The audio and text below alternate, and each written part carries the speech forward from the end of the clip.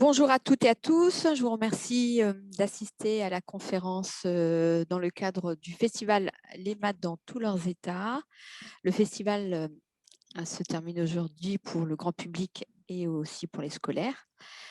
Nous allons découvrir une conférence de Xavier Buff, qui est professeur des universités, qui est mathématicien à l'Institut de mathématiques de Toulouse. Et il vous propose la conférence intitulée « Les mathématiques permettent-elles de faire des prédictions ?» C'est à toi. Bonsoir à toutes et à tous. Alors, je vous préviens tout de suite que je n'ai pas la réponse à la question «Les mathématiques permettent-elles de faire des prédictions?» et c'est une des questions que je me pose et ça fait partie de mes centres d'intérêt. Hem, on me demande très souvent: «Les maths, à quoi ça sert?» et j'ai beaucoup de mal à répondre.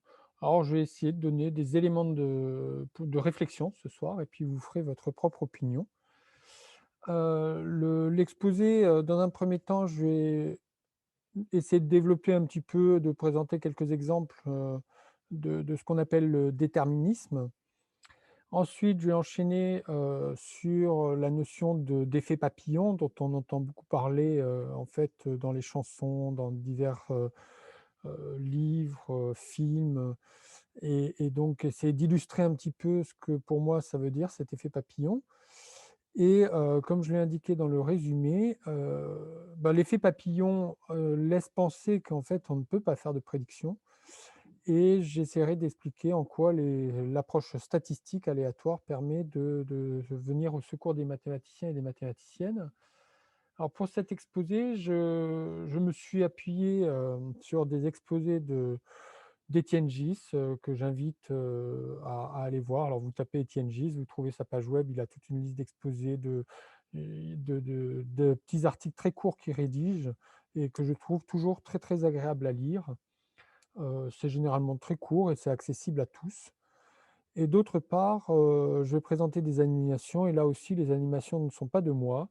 La plupart des animations que je vais présenter, elles ont été réalisées par Arnaud Chérita, pour une conférence que j'avais présentée il y a quelques années déjà et que j'ai réutilisée pour aujourd'hui. Je trouve qu'illustrer les maths avec des animations, des images, ça permet de pour moi, c'est un peu la manière dont je vois les maths et donc c'est plus facile pour moi de partager autour d'images. Alors déjà, je vais rentrer sur cette idée de déterminisme et on finira la partie sur le déterminisme avec, une citation de, Pierre-Simon de Laplace. Le déterminisme, disons que quand on s'interroge sur des situations, comme l'étude de la mécanique céleste, le mouvement des planètes, le déterminisme a l'air de s'appliquer plutôt bien. Alors ce que vous avez à l'écran ici, c'est, nuit après nuit, un relevé de la course de la planète Mars dans le ciel. Donc si on attend nuit après nuit, on voit on voit quoi? Ce qu'on voit, c'est que les étoiles tournent autour de la Terre. On peut toujours proposer un autre modèle où c'est la Terre qui tourne sur elle-même, mais ce qu'on observe, c'est, un mouvement circulaire des étoiles qui, nuit après nuit, reviennent à peu près à la même position. Et si on fait un relevé, alors ça ne met pas tout à fait 24 heures, mais ça, c'est un autre exposé d'expliquer pourquoi ça ne met pas tout à fait 24 heures, mais nuit après nuit, on voit les étoiles qui retrouvent la même position dans le ciel, sauf certaines d'entre elles, qu'on va appeler les planètes, qui se déplacent un peu, dans le ciel. Et ici, vous avez, le relevé des positions successives de Mars, nuit après nuit, qui suit une trajectoire. Et cette trajectoire a l'air d'aller, d'est en ouest, mais de temps en temps, la trajectoire, elle fait un mouvement un petit peu bizarre où elle revient en arrière avant de repartir, en avant.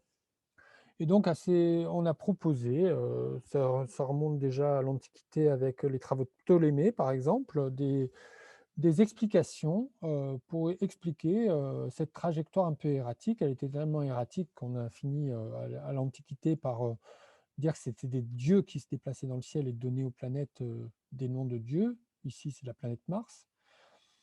Et avec les travaux de, Copernic, Galilée, Newton, Kepler, on a petit à petit, réussi, semble-t-il, à mieux comprendre ou à proposer un modèle expliquant cette trajectoire un peu erratique des planètes.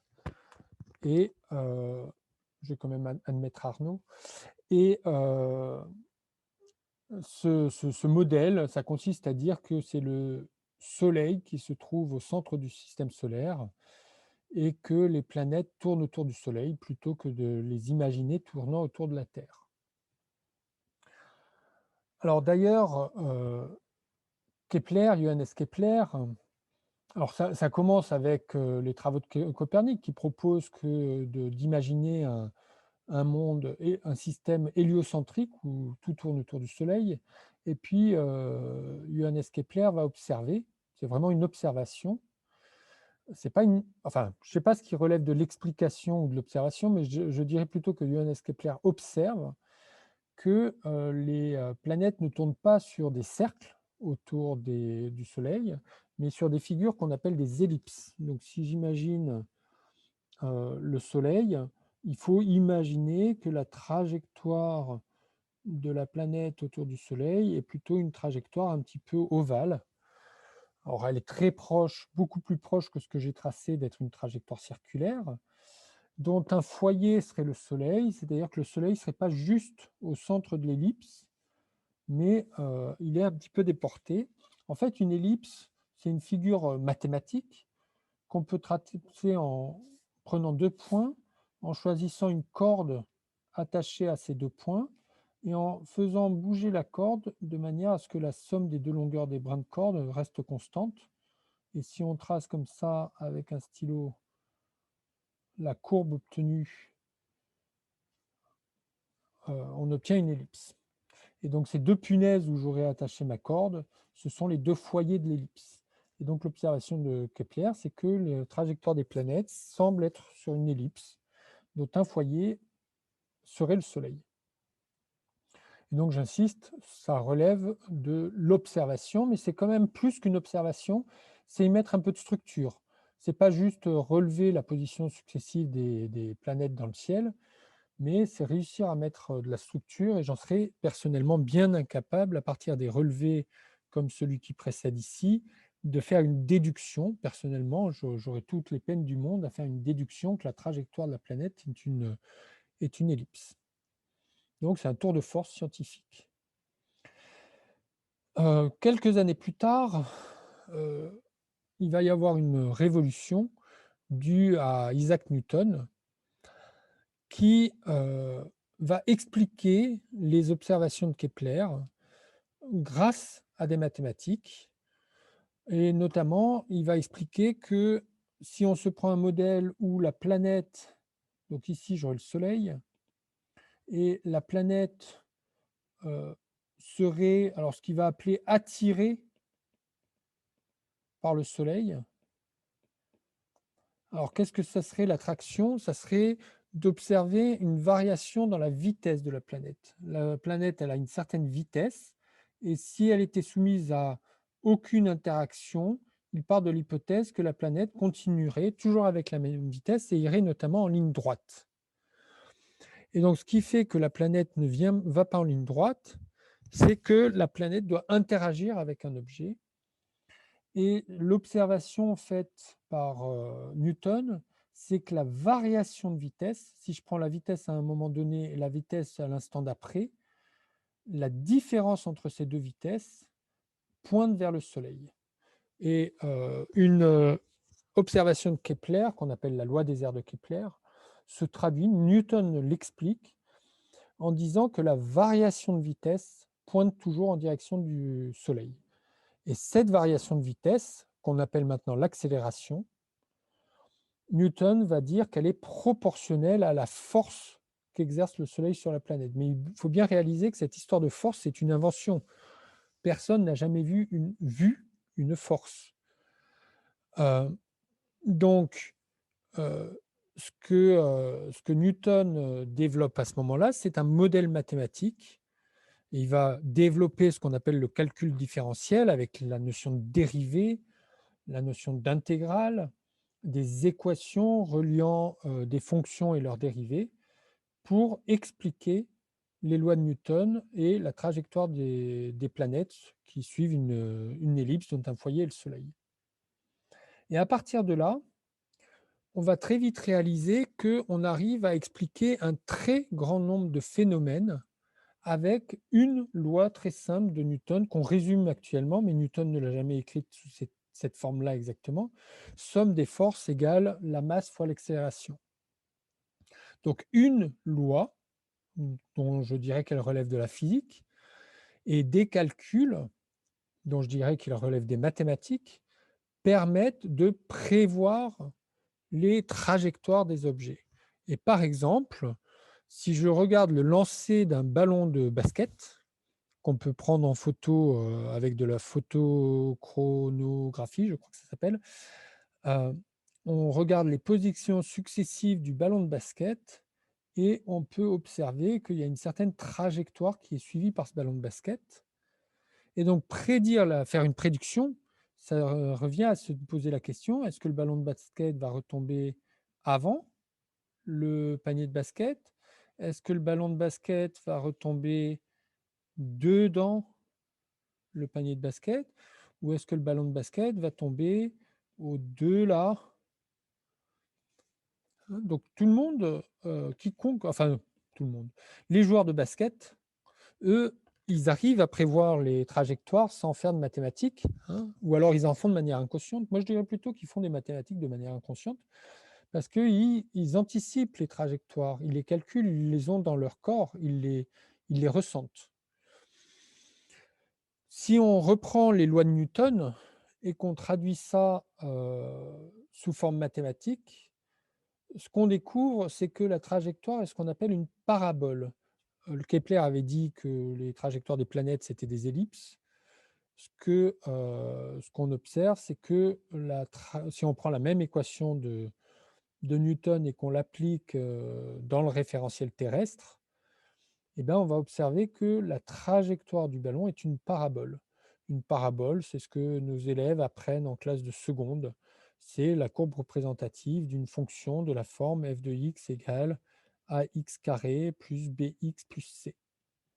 Et donc, à l'aide des mathématiques, de ces paraboles, ici, la photo a été importée dans un logiciel type GeoGebra, et on peut essayer de superposer, de trouver les coefficients A, B, C à mettre pour que ça colle le plus possible à notre trajectoire et voir, anticiper, est-ce que le ballon va ou ne va pas retomber dans le panier de basket.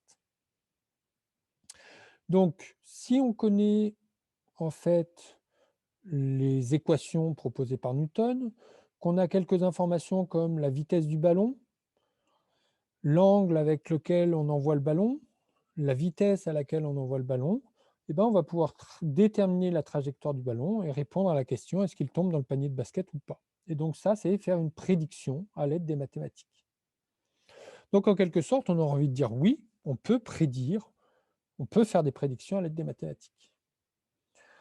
Et donc là, c'est quelque temps après Newton, hein, cette citation que je vous ai annoncée de Pierre-Simon de Laplace, que je vais lire. Nous devons envisager l'état de l'univers comme l'effet de son état antérieur et la cause de ce qui va suivre. Et donc cette phrase-là, qui peut être un peu compliquée, il va essayer de la traduire. Une intelligence qui, pour un instant donné, connaîtrait toutes les forces dont la nature est animée et la situation respective des êtres qui la composent.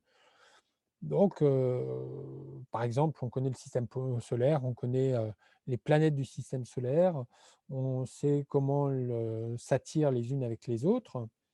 Si d'ailleurs elle était assez vaste pour se soumettre ces données à l'analyse, alors il faut bien voir que si on veut connaître toutes les forces dont la nature est animée, eh ben, ça va faire une quantité de données phénoménale.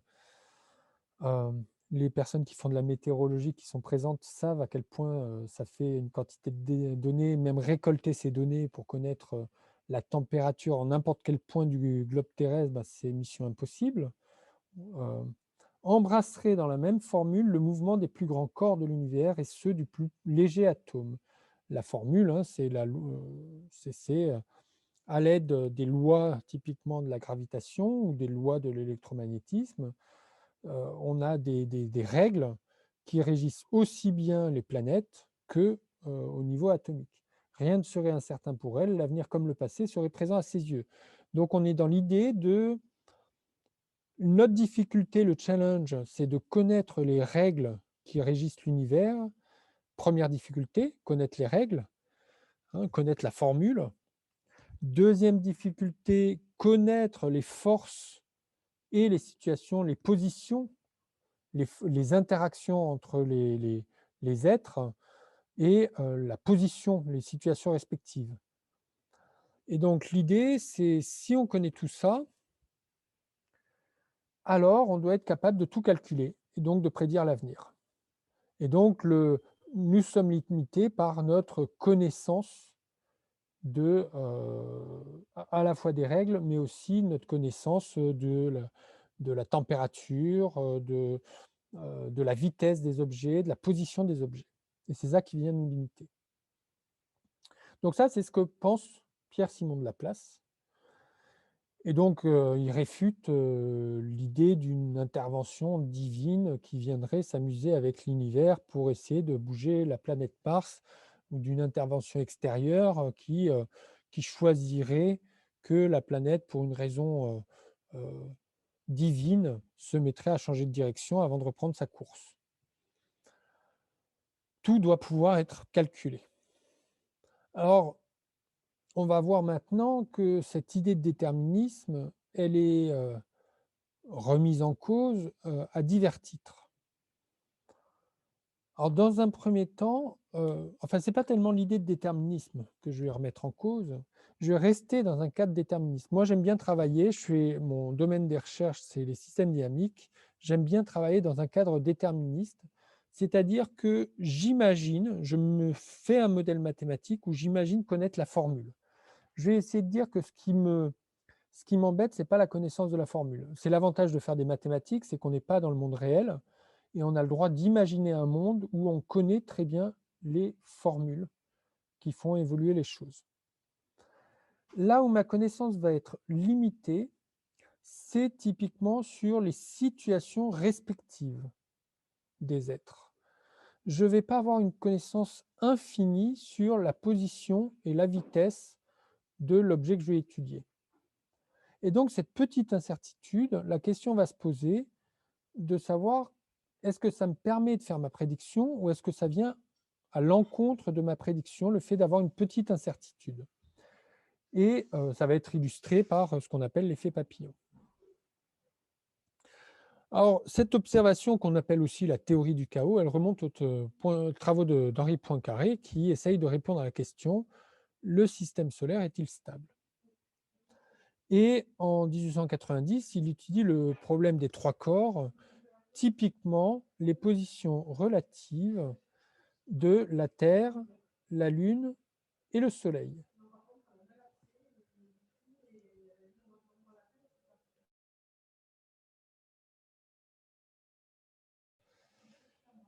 Alors, si j'étudie la position respective de la Lune, de la Terre et du Soleil, ce que Poincaré montre, c'est que les trajectoires sont très sensibles aux petites perturbations.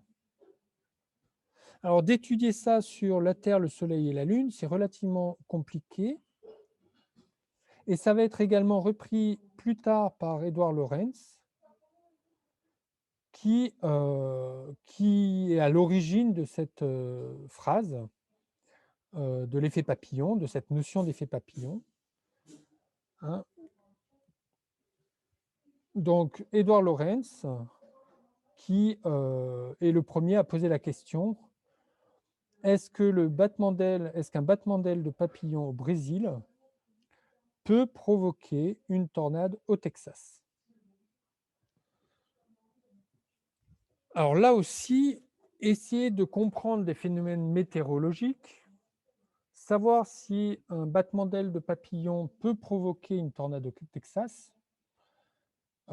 c'est quelque chose de difficile à observer. Et donc, je préfère m'appuyer sur un modèle mathématique pour essayer d'illustrer cet effet papillon.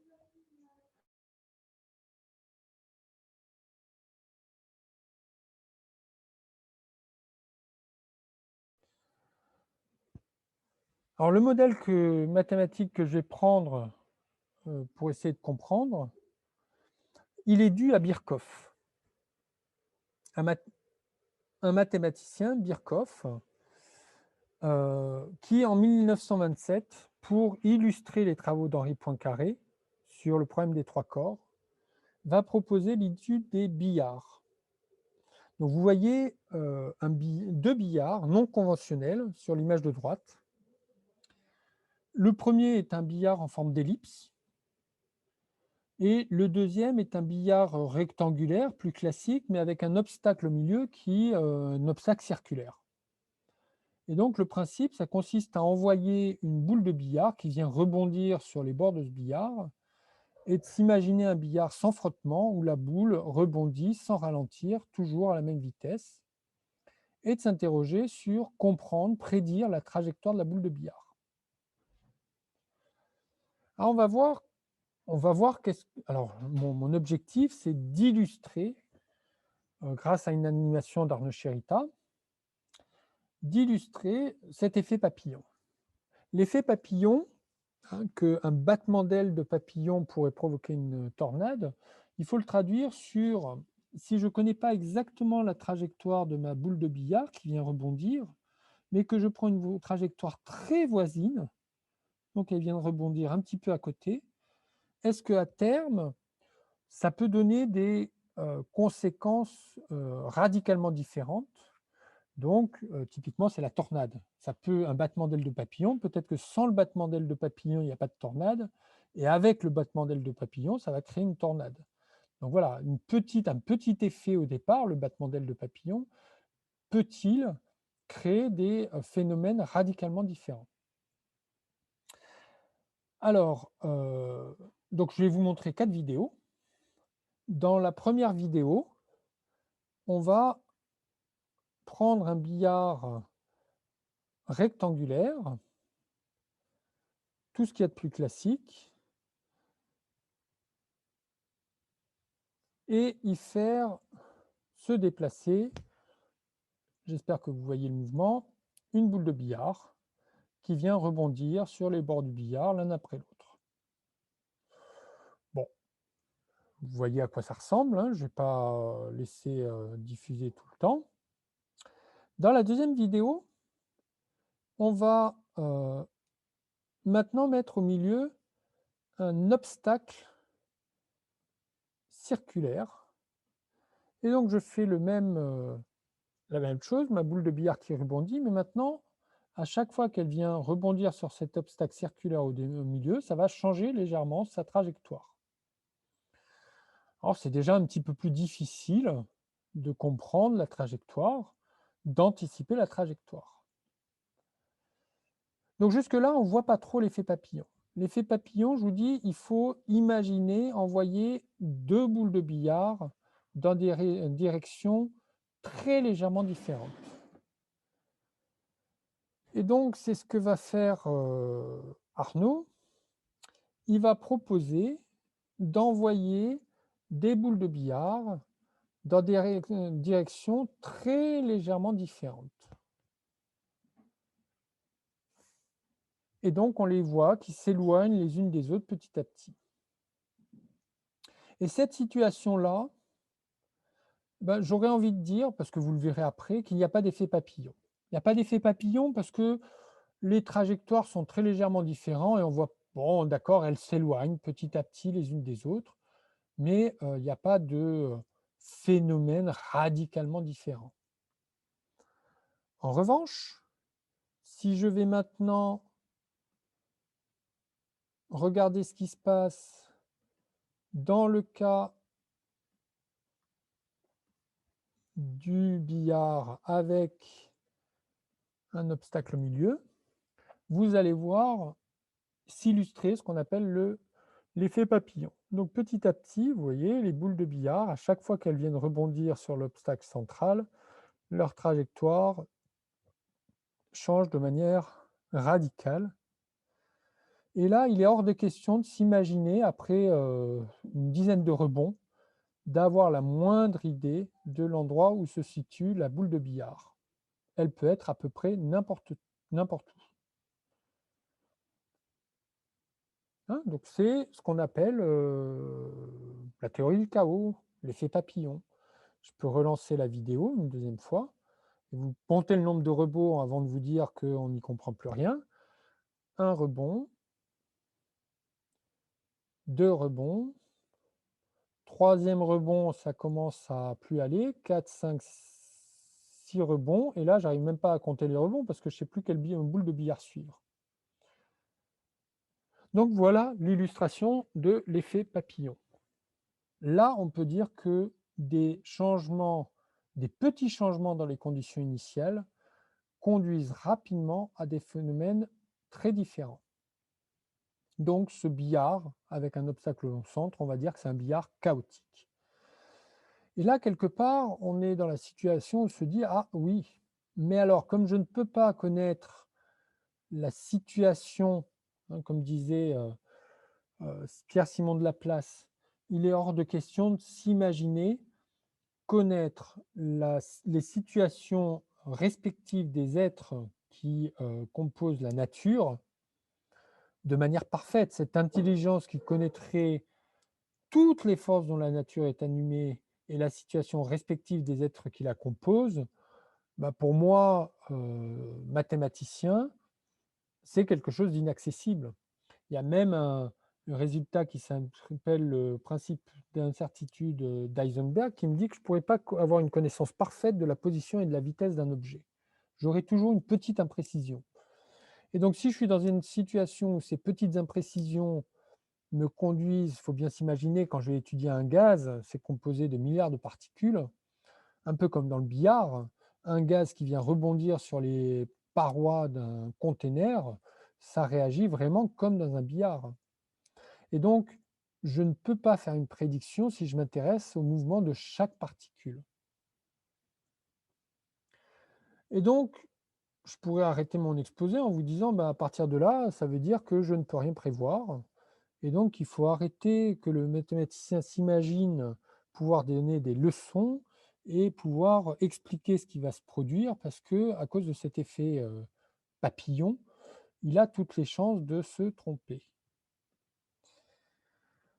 Seulement, Lorentz, quand il met en place, cette idée d'effet papillon, qu'il essaye de diffuser cette idée d'effet papillon, il fait une autre affirmation qui bien souvent est oubliée.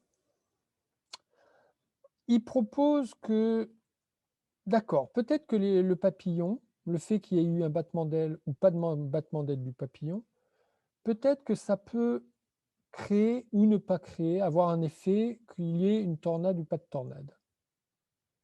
Mais ce qu'il dit, c'est qu'il propose que c'est comme il n'y a pas qu'un seul papillon, mais qu'il y a beaucoup de papillons qui battent des ailes, que certains papillons vont créer la tornade, d'autres papillons ne vont pas la créer et qu'au final, en moyenne, il y a un effet d'aléatoire qui fait que ça va peut-être changer le moment où la tornade apparaît, mais ça ne va pas changer la fréquence à laquelle on peut observer des tornades et que, ça peut tout au mieux changer l'ordre d'apparition des tornades, mais il a cette phrase donc qu'il propose que, des petites, perturbations n'accroissent pas et ne décroissent pas la fréquence à laquelle les, différents, phénomènes météorologiques tels que les tornades vont se produire. Le mieux que ça puisse faire, c'est de changer l'ordre dans lequel ça se produit.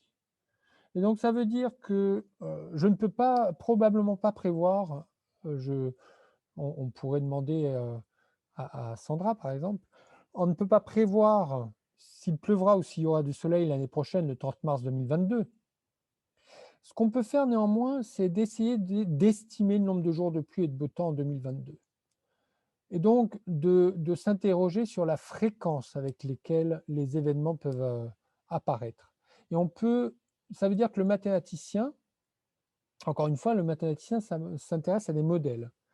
Et en mathématiques, quand on utilise ces systèmes dynamiques, on va dire qu'on ne peut pas prévoir avec de manière parfaite la trajectoire, mais on peut essayer de prévoir la trajectoire générique, la trajectoire d'une situation prise au hasard. On peut se demander parmi toutes les trajectoires que l'on peut prévoir, est-ce qu'il y en a une qui risque mieux de se produire qu'une autre? Si je reviens sur les billards, si je reviens sur ce billard chaotique qu'on a vu tout à l'heure, on peut se demander lors des rebonds, est-ce que la boule a plus de chances de rebondir sur le bord horizontal du billard ou sur les bords verticaux? Et la réponse, ça va être que si je prends une boule prise au hasard parmi toutes ces boules qui ont été lancées, eh bien, comme la largeur du billard, ça doit être à peu près, alors c'est pas tout à fait 2 fois sa hauteur, il y a 2 fois plus de chances que la boule rebondisse sur le bord vertical. Elle, rebondira 2 fois plus souvent sur le bord vertical que sur les bords horizontaux. Voilà. En fait, le rapport entre la fréquence où je rebondis sur le bord vertical et le bord horizontal, le rapport, ça sera le même que le rapport des longueurs de ces bords. Évidemment, ça ne parle pas de toutes les trajectoires, parce que si je regarde, alors faudrait, voilà, si je regarde, il existe des trajectoires qui ne rebondissent que sur les bords verticaux. Si j'envoie ma trajectoire verticalement, parfaitement verticalement, sans erreur, la trajectoire, elle va juste faire des allers-retours entre le bord du haut et le bord du bas. Elle ne rebondira que sur les 2 bords verticaux. De même que si j'envoie une trajectoire parfaitement horizontale, elle ne va rebondir que sur les bords horizontaux. Donc il existe des trajectoires atypiques, mais si je prends une trajectoire au hasard, alors la trajectoire va rebondir 2 fois plus souvent sur elle va rebondir d'abord sur tous les bords. Elle rebondira aussi sur l'obstacle circulaire du centre et elle rebondira 2 fois plus souvent sur les bords verticaux que sur les bords horizontaux parce que les bords verticaux sont 2 fois plus longs que les bords horizontaux sont 2 fois plus longs que les bords verticaux.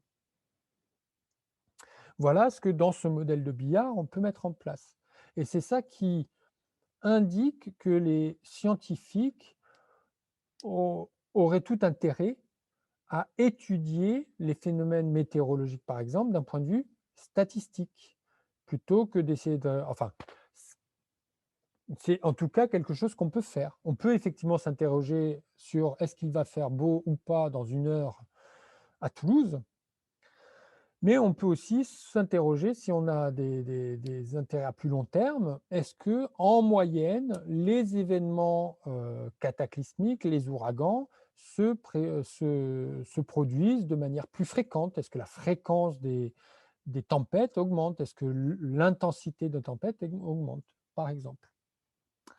Alors, je reviens justement sur ma tablette. Il faut que ça suive. Voilà. Et par exemple, je peux m'interroger sur le nombre de jours d'orage en moyenne et je peux regarder, non pas quels sont les jours où les orages se produisent, mais est-ce que j'ai, plus ou moins, la fréquence des orages et donc quand c'est en jaune, c'est que, le nombre annuel de jours d'orage est peu élevé et quand c'est en rouge, c'est qu'il est plus fréquent. Voilà, donc je peux me faire une carte et je vois apparaître une certaine structure. Si je commence à m'interroger sur des événements statistiques, de faire des moyennes. D'où l'intérêt pour le citoyen d'apprendre quelques éléments de statistiques, ce qu'on essaye d'enseigner aux élèves au collège et au lycée, quelques éléments de statistiques sur les moyennes, les fréquences, la dispersion par rapport à la moyenne, l'écart type. Je peux me demander, en moyenne, au cours d'une journée, quand je suis alors là, je ne sais plus où c'est, KS, c'est peut-être au Kansas. Au Kansas, avec, les tornades, il y a plein de tornades et je peux essayer de relever à quel moment de la journée les, tornades se produisent et on voit là encore une structure qui semble indiquer que les tornades le plus fréquemment se produisent. Alors, j'ai pas l'horaire là qui, je ne vois pas bien. J'ai mis mon image en trop gros, donc je vois plus à quelle heure ça se produit. Ça se produit en milieu d'après-midi, au moment où, la chaleur a bien augmenté. Parce que pour créer une tornade, si je comprends bien, il faut à la fois un mélange d'air froid et d'air chaud qui se rencontrent. Et donc c'est marqué vers entre 4 et 8 heures de l'après-midi, où les tornades se produisent le plus fréquemment. Ça ne veut pas dire qu'on n'a pas des tornades qui peuvent se produire à 2 heures du matin, mais disons que, il faut s'attendre à ce que les tornades se produisent plus tôt dans l'après-midi. Et donc si on est à un moment où les tornades, alors on va voir ça, le moment de l'année où les tornades se produisent le plus fréquemment. Donc ici, c'est le nombre de tornades en fonction du mois. Et là aussi, on retrouve, on retrouve presque cette fameuse courbe en cloche dont nous parlait Antoine Houlou-Garcia dans sa conférence, là où il semblerait que ça soit plutôt autour du mois de juin, encore dans les mois chauds, que les tornades se produisent de manière les plus fréquentes. Mais remarquez que ici, on a quelques exceptions, hein, dans les observations. On a des petits écarts, mais c'est pas grave, ça peut se produire.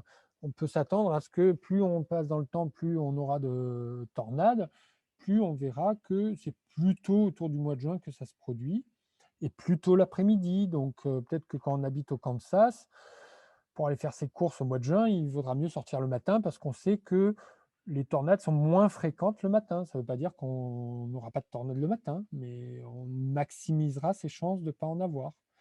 Donc voilà, on parle bien d'aléatoire, de maximiser ses chances, d'essayer d'anticiper et donc de se poser des questions d'un point de vue statistique.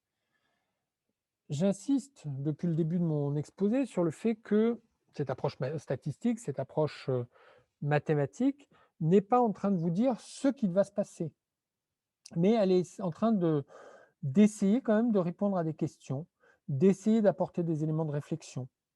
D'où, je pense, l'intérêt pour prendre des décisions, vous verrez à quoi je fais allusion, hein, dans les événements actuels, de ne pas s'appuyer que sur les éléments mathématiques, mais de se dire que ces éléments mathématiques nous aident à prendre une décision. Et qui doit prendre la décision? C'est une décision politique qu'on peut appuyer sur la démocratie en interrogeant les citoyens, ou qu'on peut appuyer sur une oligarchie ou sur une autocratie en n'interrogeant qu'une seule personne pour prendre la décision, mais on a intérêt, je pense, de toute façon, à appuyer sur cette décision sur des éléments scientifiques. Et là, les mathématiques, et en l'occurrence les statistiques, doivent pouvoir aider à prendre ces décisions. Alors, j'avais une diapo sur la courbe en cloche, parce que je peux pas m'empêcher de faire un petit pas de côté, hein, pour commenter un autre exposé d'Étienne Gis. Alors, comme mon ordinateur a fermé, il va falloir que je retrouve l'exposé. Tiens, je vais chercher avec vous en simultané, comme ça vous pourrez refaire la recherche par vous-même. Donc, je vais partager mon moteur de recherche qui se trouve où? Qui se trouve ici. Courbe en cloche russe et puis GIS. Je devrais pouvoir trouver des choses intéressantes. Je ne sais pas quel est c'est celui-là, article d'image des maths. Quand on a un grand nombre de phénomènes qui se produisent, généralement ils se répartissent, quand on les compte en moyenne, suivant ces courbes en cloche. Et quand on regarde des élections, par exemple, alors ici il s'agit d'élections dans divers pays, au Mexique, en Suède ou je ne sais pas, et c'est le taux de participation dans les bureaux de vote. Alors vous observez ces espèces de courbes en cloche, qui veut dire qu'il y a très peu de bureaux de vote où on a eu 100% de participation, même 90% de participation, On a eu très peu de bureaux de vote où on a eu que 2 ou 3 de participation et quand on regarde dans différents pays, alors suivant le pays, il y a des pays plus civiques où les gens votent davantage et donc la moyenne, le taux de participation va être plus élevé. D'autres pays, je ne les citerai pas, là où le taux de participation est moins élevé, mais à chaque fois, on retrouve cette courbe en cloche. Alors, Étienne Gis, il a trouvé sur la courbe de participation en Russie. Et donc là, vous avez à l'écran les deux courbes. Et qu'est-ce qu'on observe? On observe presque cette participation en courbe en cloche, mais là, ça n'a pas envie de redescendre. Et quand on arrive, on voit qu'il y a quelques bureaux de vote où il y a 100 de participation.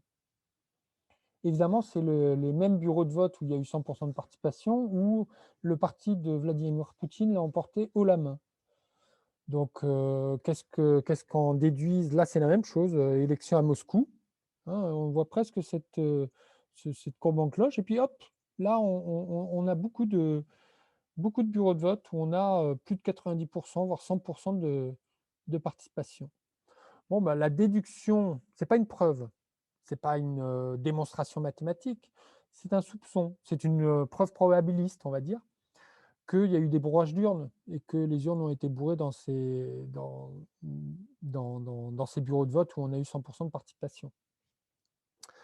Voilà, tout ça pour dire, les statistiques, développer l'esprit, statistique chez nos jeunes citoyens ou futurs citoyens est extrêmement important. Alors, je reviens sur, heu, mon exposé, hein, et donc pour terminer, prédire, alors prédire en général on s'intéresse à, prédire l'avenir, mais une autre question qu'on peut poser, c'est aussi s'interroger sur le passé. Parce que se poser la question sur la position de la Terre il y a 1 milliard d'années, est-ce qu'elle était un peu plus près du Soleil, un peu plus loin du Soleil? Est-ce qu'elle était à peu près à la même position autour du Soleil? Est-ce qu'elle avait la même révolution autour du Soleil? Est-ce que les événements climatiques étaient plus chauds, plus froids? S'interroger sur le passé est aussi une question intéressante. Et là aussi, par exemple, pour mieux comprendre l'évolution de la vie sur Terre. Et là aussi, on a tout intérêt à, avoir une approche statistique parce que Jacques Lascar, dans les années 80, a montré que le système solaire est chaotique. C'est-à-dire que ce qu'on a vu pour le billard tout à l'heure s'applique aussi sur le système solaire, évidemment à des échelles de temps de plusieurs millions d'années. Mais quand on commence à s'intéresser sur le climat il y a 1 milliard d'années, on est à l'échelle où on ne peut pas prévoir de manière, aussi précise qu'on voudrait pour prévoir les éclipses, par exemple.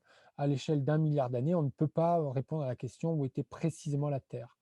Par contre, ce qu'on peut calculer, c'est la position moyenne de la Terre, sur un passé plusieurs centaines de millions d'années. On peut s'intéresser sur la distance moyenne entre le Soleil et la Terre. Et non pas sur, juste, une année donnée, mais sur une période de 10 millions d'années, typiquement. Donc il y a 1 milliard d'années, sur une période de 10 millions d'années, quelle était la distance moyenne entre le Soleil et la Terre? Et ça a un sens. C'est une question qu'on peut se poser. Alors j'ai pas la réponse. Voilà, donc j'ai fini pour mon exposé et si vous avez des questions, je serai ravi d'y répondre.